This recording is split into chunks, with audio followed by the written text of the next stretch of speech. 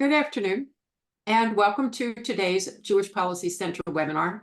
I am Shoshana Bryan, Senior Director of the JPC and your host. As you have no doubt become aware over the past few months, the JPC doesn't do what I call battlefield analysis. We take a broader approach to Israel's defense and the U.S.-Israel cooperative security relationship, or at least what was the U.S.-Israel cooperative security relationship. But today there is, in fact, a battlefield to address, Rafah. And we have exactly the right person to address it. Professor Gabi Siboni, who is also a Colonel Gabi Siboni of the IDF Reserves, comes to us from the Jerusalem Institute for Strategy and Security. Before we get to him, let's do the JPC commercial. The Jewish Policy Center is a 501c3 organization established in 1985 to provide perspectives and analysis of foreign and domestic policies by leading scholars, academics, and commentators. We support a strong American defense capability, the aforementioned U.S.-Israel security cooperation, and missile defense. As an organization that sits slightly to the right of center, the JPC advocates for small government, low taxes, free trade, fiscal responsibility, energy security, free speech, and intellectual diversity. You can find all of our work on our website at jewishpolicycenter.org. You can read our insight articles, including a recent one by Professor Siboni on Rafah. And you can see our magazine, In Focus Quarterly. The winter issue of In Focus is up on the website right now, and it is devoted to the awakening in the American Jewish community that followed October 7th. The spring issue is printed and will be up shortly, looking at Israel's ongoing battle for security for its people. That's jewishpolicycenter.org. Right now, the JPC's priority is to support the legitimacy and security of the government of Israel against anyone who would deny them, including the UN and parts of our own government. And we absolutely support the right and authority of the democratically elected government of Israel to determine the strategy and tactics of the IDF in its war to defeat Hamas and bring the perpetrators of the massacres, rapes, and rocket barrages to justice, and to making Hamas and its fellow travelers release the hostages. This, according to today's guest, Professor Gabi Siboni, will require an IDF operation inside Rafah, something the Biden administration opposes. Professor Siboni is an expert in cybersecurity, military strategy, and technology at the Jerusalem Institute for Strategy and Security, JISS. This stuff gets a little bit confusing because he was previously Director of Military and Strategic Affairs and the Cyber Research Program at the Institute for National Security Studies, INSS.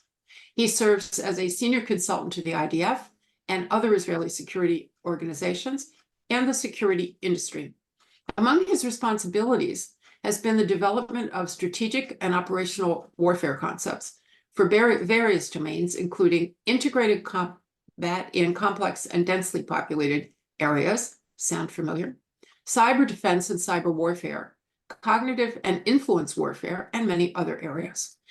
I'm thinking that makes him a little bit more of an expert in urban warfare than, say, Secretary of State Blinken. He holds a BS degree and an MS degree in engineering from Tel Aviv University and a PhD in geographic information systems from Ben-Gurion University. And because I think you need to know these things, Professor Siboni is a guitar player who has had more than one band in Israel. Professor Gabi Siboni, the floor is yours. Thank you so much, Shoshana. Thank you. So I think I'll start with a little bit of a background for you guys to understand what we are doing in Gaza now, and of course in the north as well. Israel has been subject to a multi-arena threat for many years, and we have been trying to prepare ourselves for such a scenario where the strategy of Iran is on two pillars. One is the nuclear pillar. Of course, I do not need to elaborate on that. And the other one is their proxies. The proxies of Iran are Hezbollah, of course, the Houthis in Yemen. There are Hezbollah branches in Saudi Arabia.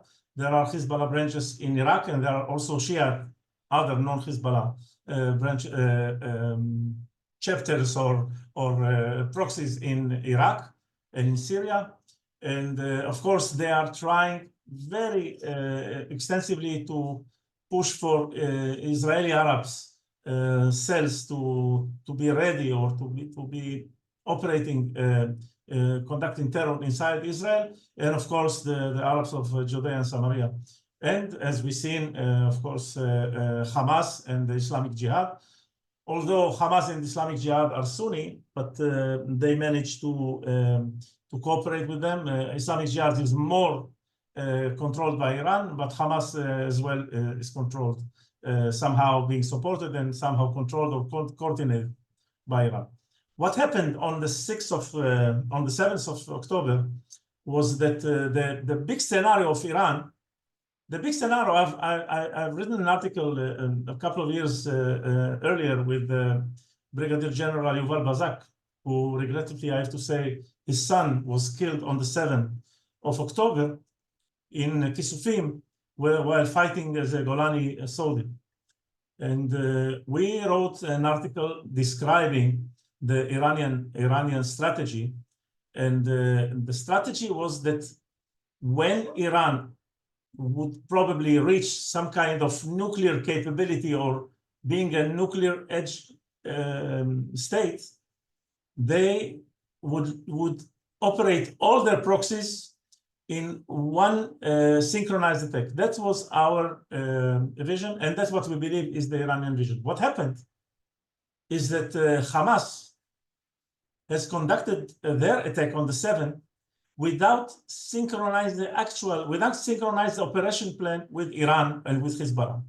So I always say, as much as it sounds terrible, that God was merciful on the 7th of October because we did not have the Hezbollah units do the same on the north. Because had it happened, we'll be still fighting now with Hezbollah and Hamas in Tel Aviv. So we have to understand that we were extremely lucky because our military was not prepared for anything at that time. So we yet have to investigate what happened. But anyway, such is life. What happened, you know, we had all the intelligence. However, our minds were probably elsewhere, and we did not realize that the attack was imminent and the attack was coming. So as a result of this Hamas attack, the government has decided on the war goals. And I will address only 3 of them. One is that the destruction of Hamas military capabilities and government capabilities and organization capabilities, not only in Gaza, but anywhere in Judea and Samaria and anywhere in the globe. We consider Hamas to be the same as we consider the Nazis. And Hamas, what they did on the 7th is worse than what the Nazis have done in our, at least in my opinion.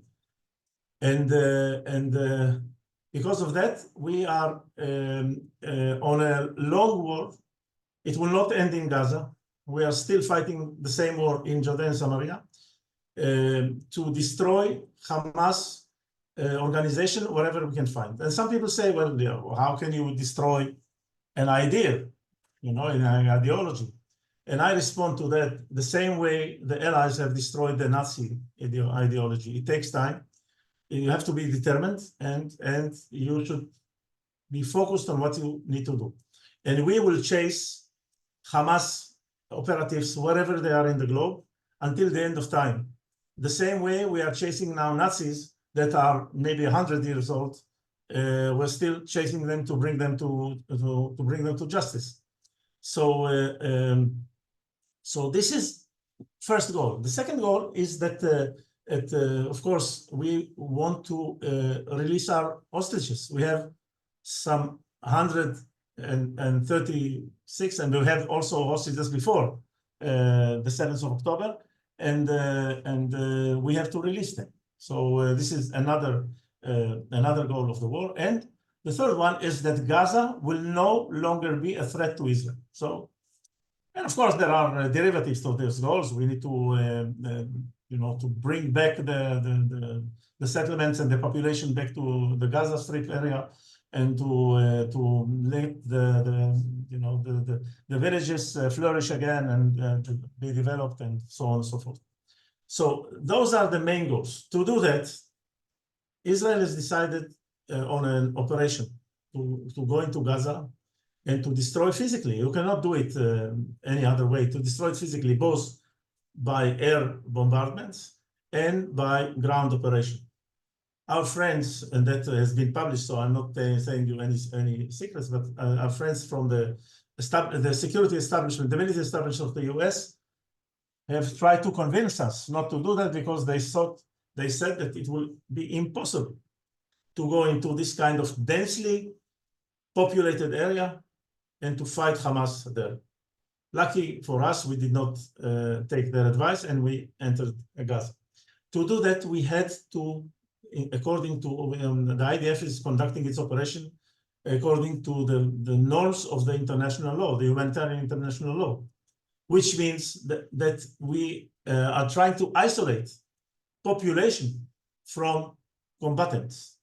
But you have to understand, in Gaza, what we see now, after 5 months or more than 5 months of fighting, that it's very difficult to distinguish the two, not only because Hamas operatives are not wearing uniforms, because the civilians, what is called civilians, Hamas is embedded so deep in the civilian population that also civilians that are not registered as Hamas operatives are fighting against the IDF.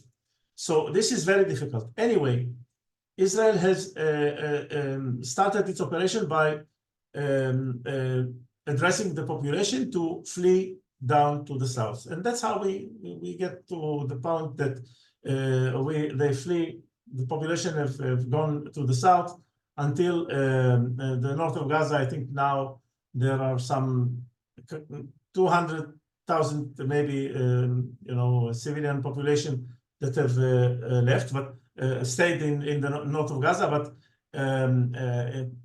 compared to 1 million that was before. But you have to understand, I don't know if you follow the hospital Shifa. Now, in the north of Gaza, Israel is doing a very extensive operation in Shifa with arresting and killing hundreds of operatives, and arresting more than 1,000 operatives of Hamas and other organizations. And there are still now in Shifa, still are there, and IDF is trying to get them out of there, more than 1,000 operatives in Shifa hospital. And that's be clear and understand that when people are in hospital, this was an active hospital. The doctors, the staff, everybody knows that it is, and they cooperate with them. So that's so much for the distinction between civilian and non-civilians. But regardless, IDF is doing its utmost to avoid casualties in Shifa in the north of Gaza. But still now we are fighting in Khan Yunis, and the population has gone down to the area of Rafah. And so we are cutting Gaza strip by strip. And now we got to the point where we need to finish the job and to finish the destruction of Hamas military operations in Rafah. I've published an article and advocating that such an operation is essential. We have to do it, and we will do it. And because we cannot stop this war with any Hamas operation capability existing. Of course, we will not be able to destroy everything in one shot, because this is why we are going to stay in Gaza, operating in Gaza for years, military, because we will need to go house to house, tunnel to tunnel, and destroy the infrastructure and the terrorists that are still there. This is something that I compare to what happened with Judea and Samaria. In 2002, after the big wave of suicide bombers, the IDF, with Arik Sharon being prime minister, has decided to conquer, to invade the Palestinian cities and to destroy terror infrastructure in those cities, those towns. And since then, more than 20 years now, 22 years, we are still operating on those towns. So we're still killing terrorists and destroying infrastructure, because if we will not do it, it will come to the heart of our population.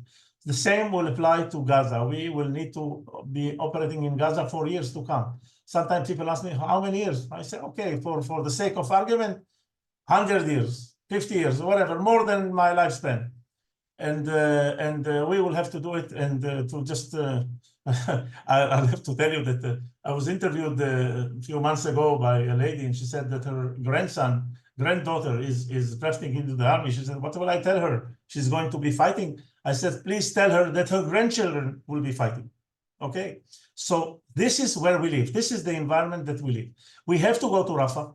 We have to destroy the military capabilities and also government capabilities in Rafah. There are at least 4 battalions, more than 8,000 operatives of Hamas in Rafah. We have to go there and to destroy it. We cannot, we are unable to leave the situation as it is, because there are a few reasons. First of all, we believe this is the goal of the war. Secondly, we believe that some of the hostages are in the Rafah area. So we have to go to the underground tunnels and to find them, to see to maybe we can rescue them. Third, we have villages in front of Rafah, Jewish villages. They will not come back with those battalions still there. So that has to be done.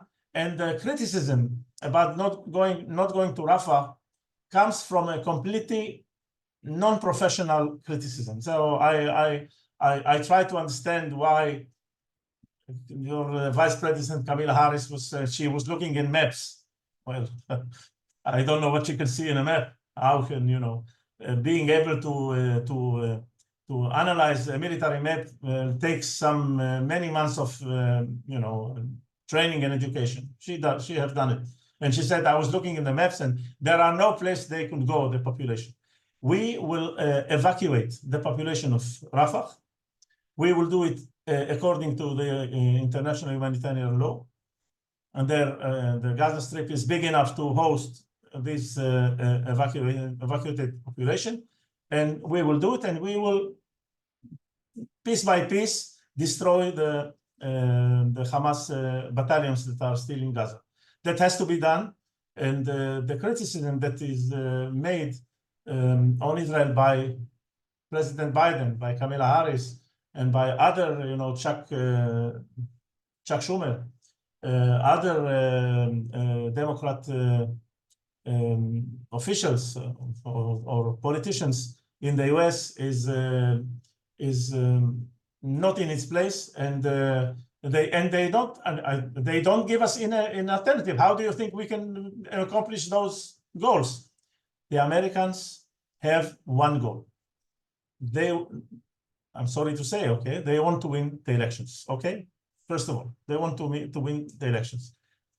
So they force reality in a way that they believe they will help them win the elections. Now, to win these elections, they had before a vision with a new architecture in the Middle East with Saudi Arabia, the agreement between Saudi Arabia.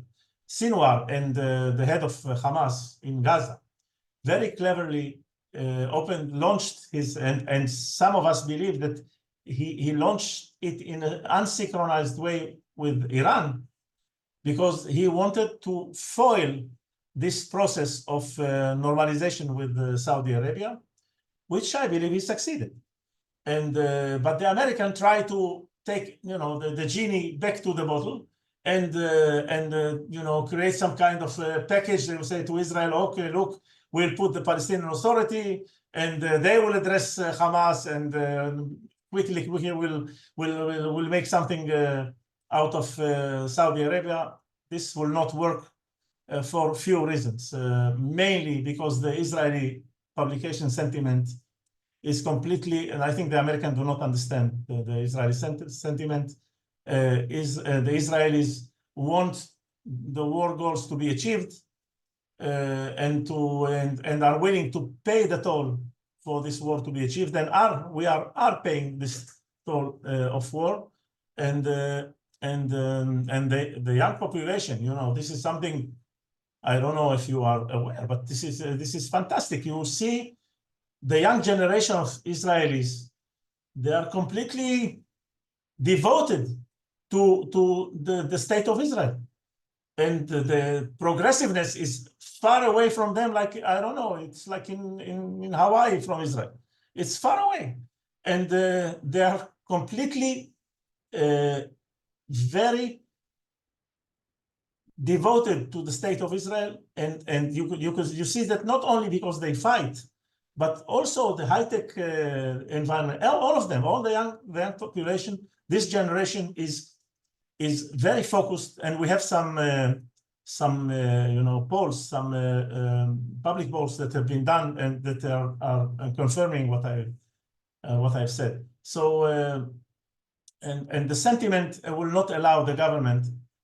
The public in Israel is more extreme than the government in achieving the goal of the war, and I think that.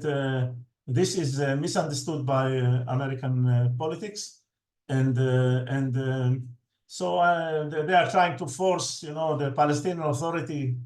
You know that the Palestinian Authority has commando battalions in Jericho. Why do they need commando battalions in Jericho? The Oslo Agreement allows them to have some forces for public order or whatever. Why do they need this kind of battalions? And surprisingly, who is training and supplying those battalions? The Americans are doing that. And we are afraid. And we know, because we don't see, I at least don't see a difference between Hamas and the Palestinians in Palestinian Authority. The only way to make sure that the same will not happen in Kfar Saba, in Netanya, in the area in front of the Palestinian areas, authority, whatever, is to make sure that there are no capabilities. When they are capable of something, they will do it. And this is what I've learned from the 7th of October. I give an example. It's a terrible example, but you know, if the Palestinians, the Hamas Palestinians, would have mobile gas chambers with them, they will bring them and put the Jews in gas chambers as well. So this is the way that we see our situation. And you can understand, because what I said, that why we think that we cannot do it without Rafah. If you want me, Shoshana, I'll address also the humanitarian issue. Okay. The humanitarian issue is a myth, really a myth. Because I want to tell you something, that the numbers of trucks going into Gaza last week, daily, going into Gaza, is more than the number of trucks going daily before the 6th of October. So there is no shortage of food. There is only one problem. Hamas is controlling, is really looting or taking control of those trucks, taking control of them and selling back this aid with on the black market with high prices to the population, the poor population in Gaza. And to avoid this, we need to kill Hamas. But if we let Hamas continue to do what they do, so this is what the situation. There is no shortage of food. The Americans are now putting J-Lo on this pier in front of Gaza to bring food. There is no shortage of food.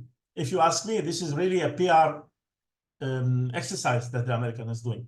When I look at this concern that they take planes and drop parachute with food, so I ask, where are all these states that care for the Palestinians? Where were they when the Syrians were were blocking Yarmouk refugee camp with Palestinians, with 200,000 Palestinians, starving them until only 5,000 have been left.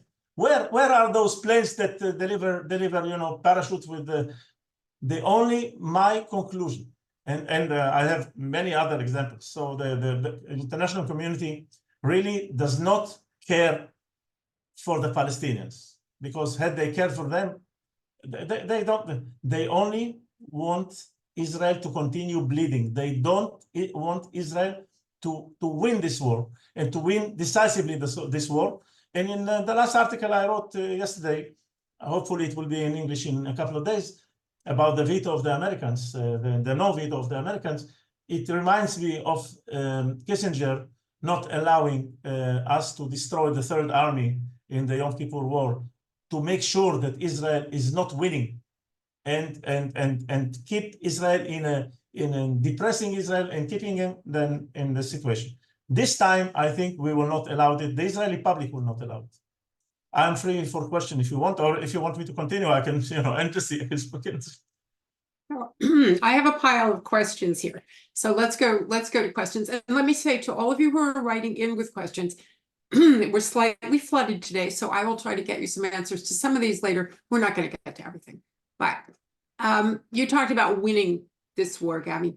Does Israel have to capture and try or kill Hamas leaders in Gaza, Sinwar and Mohammed Deif, to be victorious? If these guys get away, can they claim victory anyway? So is that part of the war aims? I don't. We need to either capture them or either kill them. If they flee away, if they manage to flee to Egypt, this will be a declaration for their own failures. If they leave Gaza, okay. But anyway, I'm not expecting to find, a victory picture. We are holding very high trees, because the total victory, or the absolute victory term that Benjamin Netanyahu is using, was used by Roosevelt on the 12th of December 1941, after the Pearl Harbor attack. And he said that the American people will not accept anything less than absolute victory. And the Israeli people will not accept anything less than absolute victory. The destruction of Hamas. We are in a, if I compare it, it's my comparing Israel is similar to the Allies in the Second World War. It will take years. It is not something that we have a nice picture in a couple of weeks and say it's finished. It will take years, but in those years, in the end, Hamas will cease to exist. And we will do a process of de-Hamasification in Gaza and de-Hamasification in Judea and Samaria. And we will chase all the Hamas operatives in Qatar, wherever, in any place that we will find them, we'll chase them. The same way we bring them to justice. Either we kill them or we bring them to Israeli court. That's the only possibility, and we will not stop it in 100 years. This is my commitment, my personal commitment, and I think many in Israel share this commitment. The United States apparently does not share a commitment to a long-term Israeli battle in Gaza. Would you say, in your view, that the United States, which has been Israel's most important ally, has become unreliable? Many in Israel are seeing very critically the behavior of the officials of the Biden administration, both Biden and Blinken, and we are many of us, me personally, of course, but many of us share very high criticism on the way they operate, and even that we believe that they came in a very critical hour with the carrier to the east side of the Middle East to deter Hezbollah. Now, when I think of it, when I see what happened, I think what they wanted is, okay, to deter Hezbollah. They wanted Israel not to operate in Lebanon.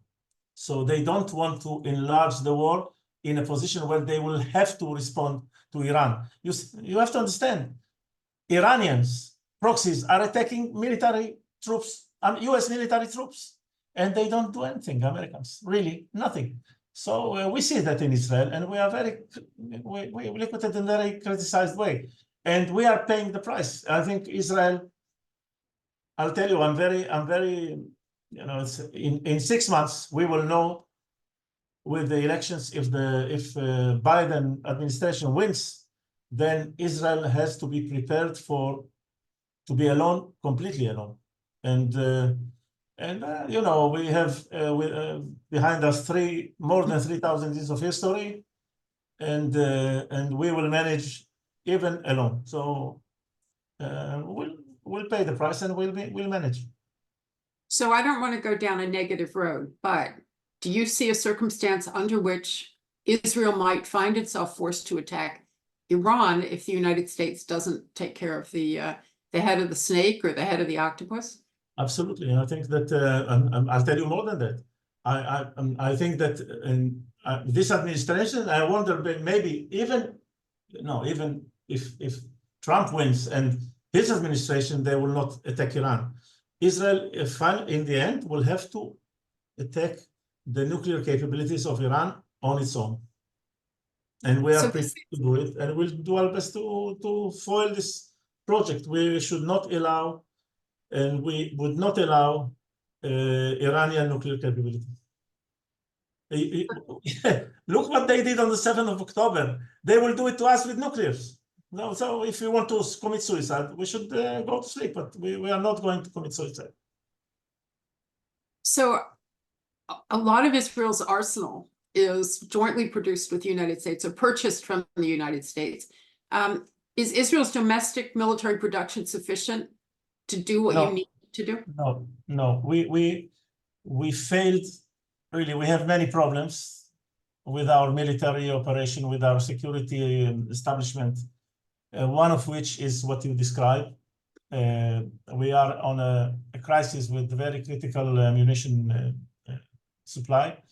And I don't know, maybe Americans are playing a little game with us with this and trying to, but Israel does not have sufficient,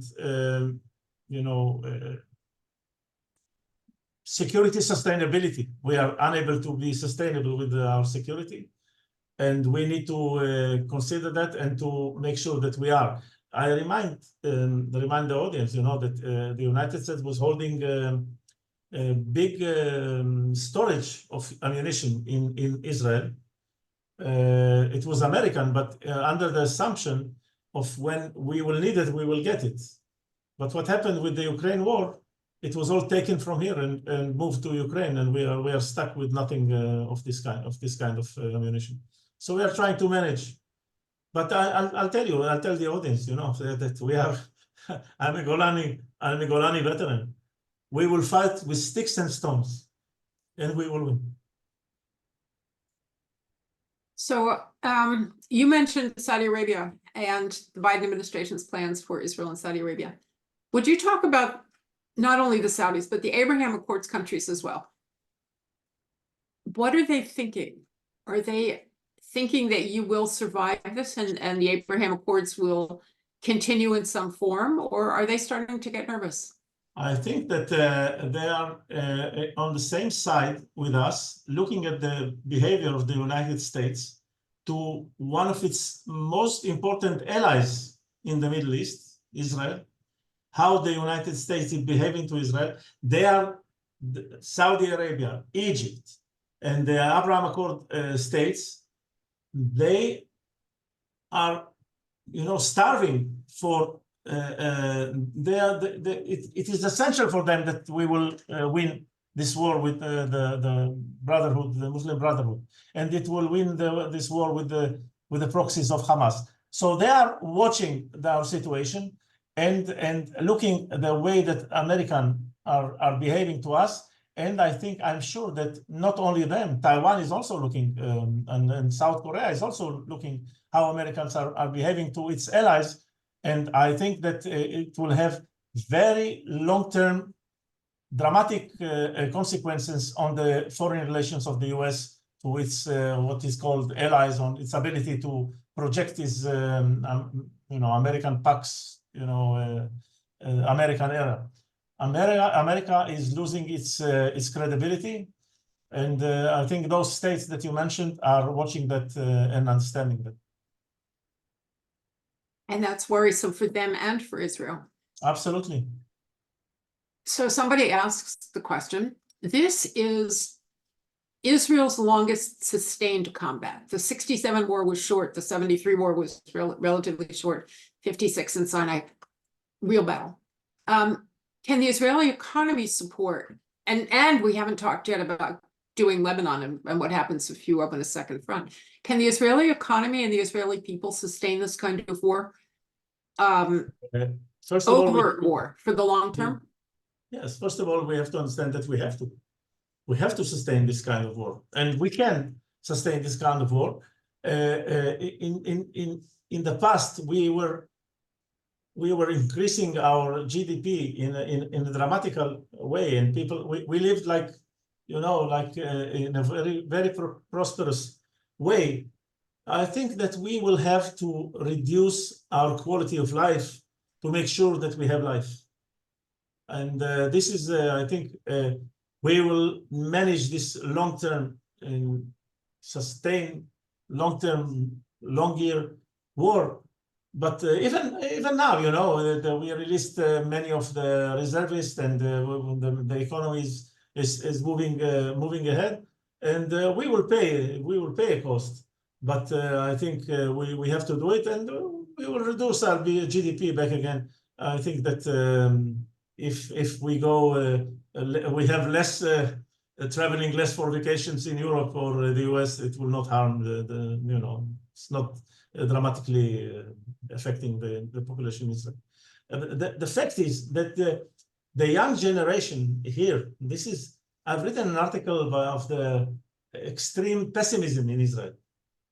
The extreme pessimism is mainly by the generation, my generation, by the parents. The young generation is very optimistic, even now.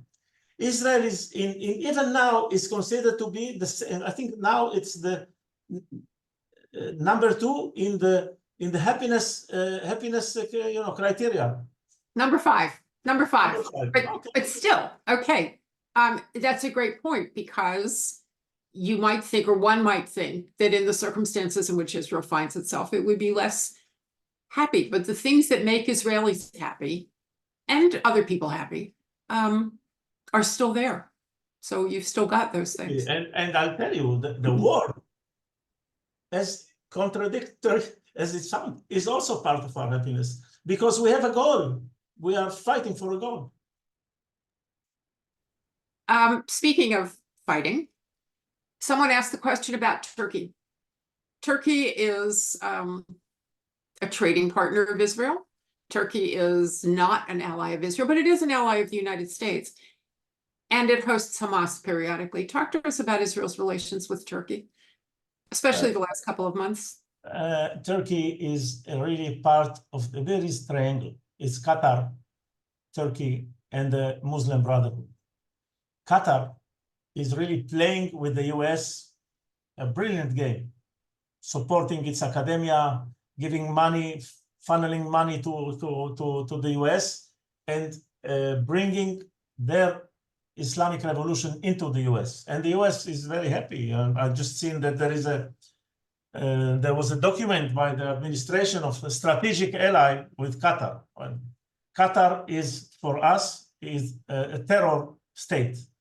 Al Jazeera is their tool to deliver the message, and they are using Al Jazeera to indict, even in Israel, the Israeli Arabs, and Israeli and Arabs in the Judea and Samaria, and of course Arabs in the US and Europe and you know, all the Arab countries, and Turkey is on the same side with them. They are supporting the Muslim Brotherhood, and we are, you know, we thought in a certain point that we'll get into terms with Turkey. Eventually, it will not happen, and Turkey is becoming more and more like Qatar, and even you know, being some kind of rival/enemy behavior. I don't think it will get into a point where you'll see hostilities between the states, but you know, cold war is there. The Cold War with Turkey is there. So which war is colder, Israel's war with Turkey or Israel's war with Jordan? Israel does not have a war with Jordan. Israel is supporting Jordan. Israel is supporting the Jordanian kingdom. But the problem is that the Jordanian kingdom is very unstable. And we try to help the stability of the kingdom because we think that Jordanian is an asset to our stability. Although they are, the king is playing the game, his wife is, the queen is playing the game, and they say terrible things about Israel, but they have an audience to address, and they are addressing it. But I think strategically we understand that we should have very good. We should maintain good security relations with Jordan. Does Jordan understand the same thing on the other side? I know you said they're playing a game, she's playing a game, but at the bottom, are you confident that the king of Jordan respects and understands the need for Israeli support to stay in power? I think when he goes to bed at night, he understands that when he's alone. When he addresses people, he's forced to do things. In a certain point of time, maybe it will break. He will not be able to maintain his strategic goals.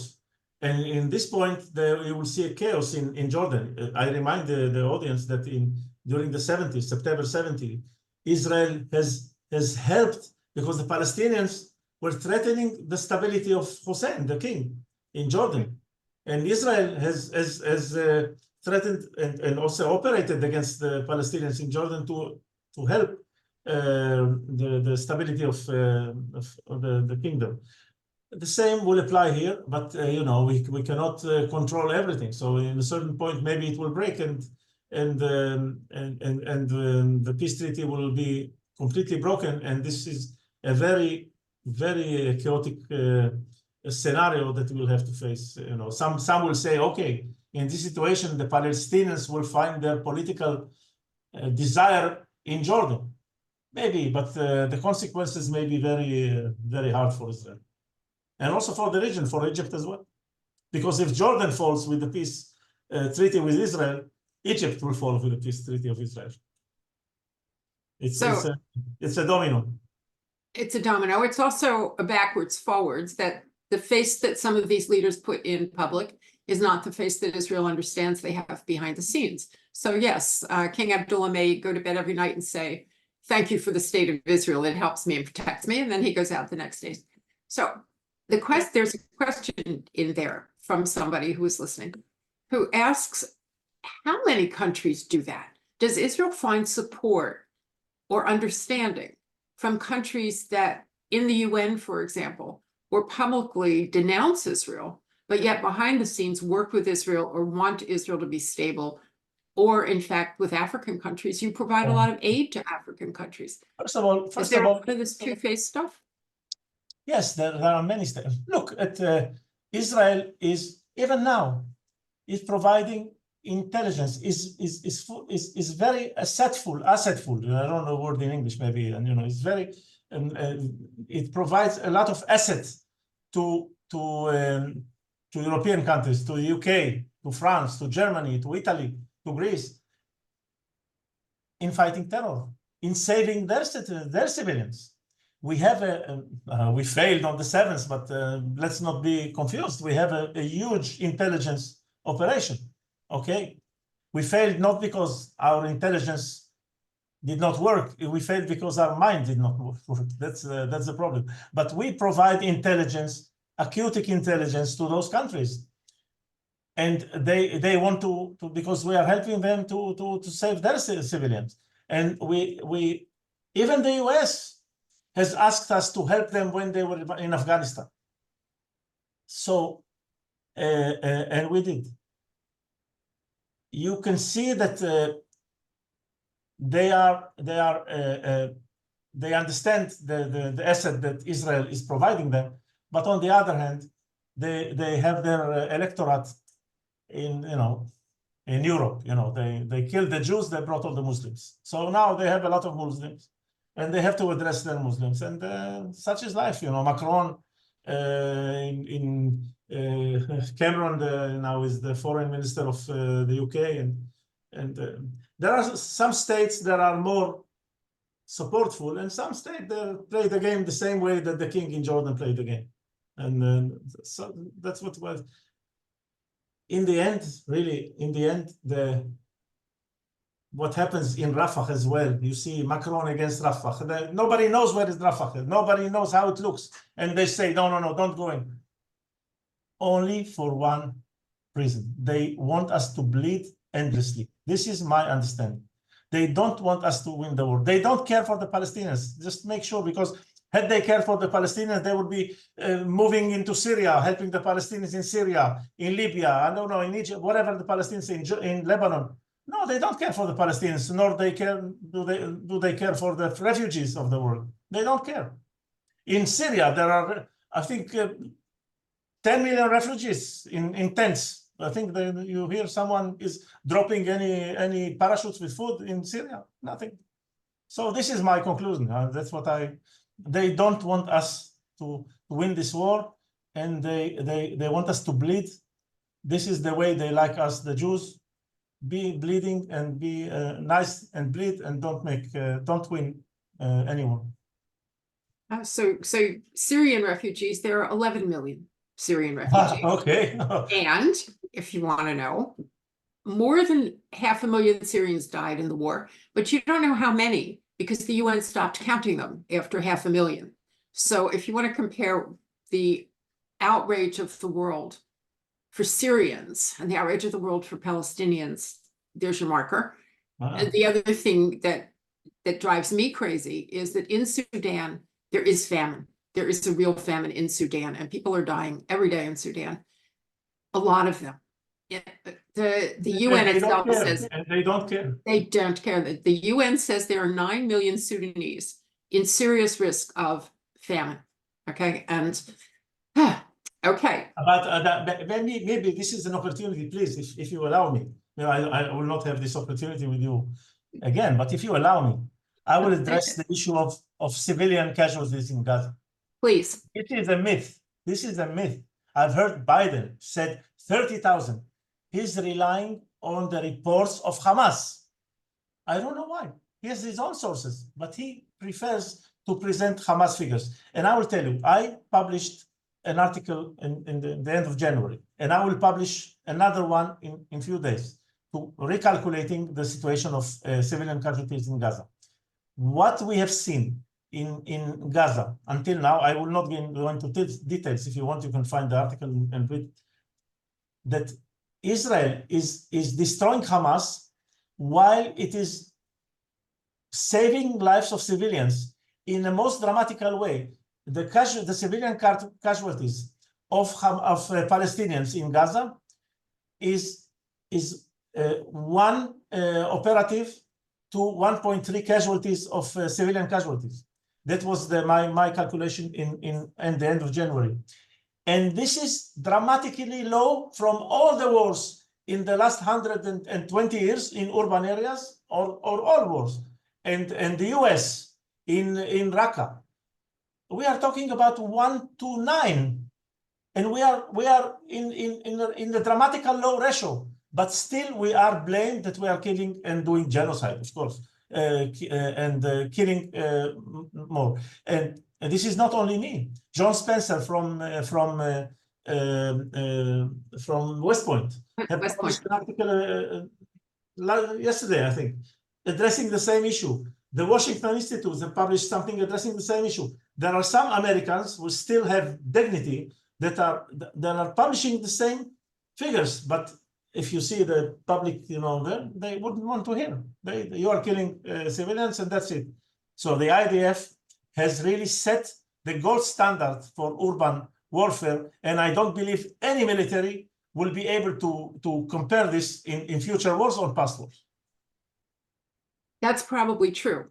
But as you and I talked about earlier, people hear what they want to hear, and they think what they want to think, in spite of the facts on the ground. So we have about 7 or 8 or 10 or 12 questions in my pile that asks the same thing. And they all want to know 2 things. First of all, How can you get the word out better? And why is it that nobody wants to hear? They all want to hear what conforms to their ideas about what should be happening, what they think is happening. But how can Israel do a better job getting information out there? Or is that impossible? I have to be honest, this is the question I ask myself every day, and I don't have an answer.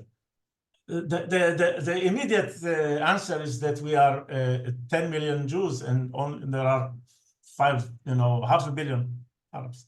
But this is not a good answer. But we are probably doing something wrong if we, after the 7th of October, after the atrocities that we faced on the 7th of October, we are now, the Jews in Israel are considered like Daesh, like the ISIS. So probably we did something wrong because we people look at us and they say, look, the Jews, what they are doing in Gaza. After what the Gazans have done to Israel. I really have no answer. And no, I don't have any good answer for this question. I don't have one either. And we're actually in that business. Our membership is people who want to understand the truth about Israel, who support Israel, who do all, and I don't have a good answer for them either. I was hoping that you would give us a good answer, but that's okay. I know it's not your field, but I'm going to go back with one more question to something that is your field. So Israel entered CENTCOM a couple of years ago after being in EUCOM all these years. And it looked to us here, looked to me, as if the relationship was really excellent, that Israel had integrated very nicely into CENTCOM and was working very well with the US military, which it has for years. Has that relationship changed at all since? No, I think that the professional relationship, the professional side with CENTCOM is working very, very good, very well, and we have very close and intimate discussion with our colleagues in CENTCOM, and also with the higher, with your Secretary of Defense. So all the establishment, the defense establishment of the US is working with Israel very close and very intimate. We have a problem with the State Secretary. That's what we have a problem. And with the administration in the White House. There is our problem. And they call the shots, the minister, the Secretary of Defense does not decide on the policy, and they want to bring back Palestinian Authority. That's I'll tell you something very, very hard about Blinken. I said it in the Israeli media, so I can say it here as well. Blinken, he's coming to Israel with this vision for, sometimes he reminds me of Miss Universe contest, when they say, what do you want? And they say, we want world peace. And Blinken, he wants, really, I believe that he wants world peace. The problem is completely non-realistic, completely look at the situation in blind eyes, and it's look like he puts Vaseline on his eyes, and he sees the very nice situation where it's terrible here. And they believe they can change the Palestinian Authority, which is indicting, paying for terrorists, winning the Palestinian Authority units and soldiers and security operatives are killing Israelis. This is a situation we will not accept, and they believe that in a touch of a magic wand, they will be able to change the Palestinian Authority. Nothing will happen, and we will not be fooled again with this. Give us like a package of candies and say it's full of candies. When you open it, you see it's completely rotten.